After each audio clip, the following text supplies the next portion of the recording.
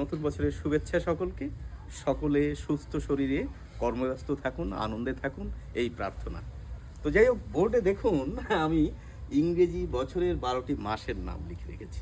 উদ্দেশ্য একটি, এর ভিতর 3টি বানান নিয়ে আমাদের বেশ সমস্যা রয়েছে।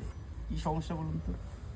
আমরা প্রায় প্রত্যেকেই জানি, জানুয়ারি বানানে আমরা অনেকেই দীর্ঘ ইকার দিয়ে লিখি, ফেব্রুয়ারি বানানে অনেকেই আমরা দীর্ঘ ইকার দিয়ে লিখি, আবার আগস্ট বানানে সত্যবিধি মেনে মূর্ধন্যশয় ট লিখি।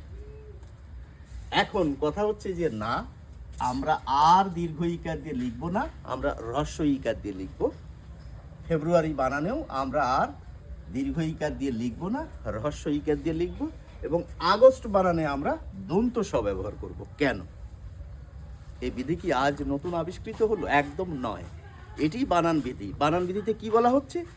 একমাত্র তৎসম শব্দ হলেই, প্রয়োজন হলে সেখানে দীর্ঘ ইকার বা মূর্ধন্য স ব্যবহৃত হবে, অন্য ক্ষেত্রে নয়, বিদেশি শব্দের ক্ষেত্রে নয়।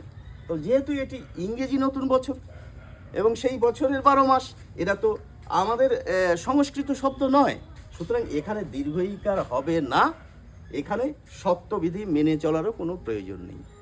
আমরা এই 3টি বানান খুব অল্প লোকে ভুল লিখি, সেটি আর করব না। আবার সকলকে নতুন বছরের শুভেচ্ছা। ভালো থাকুন।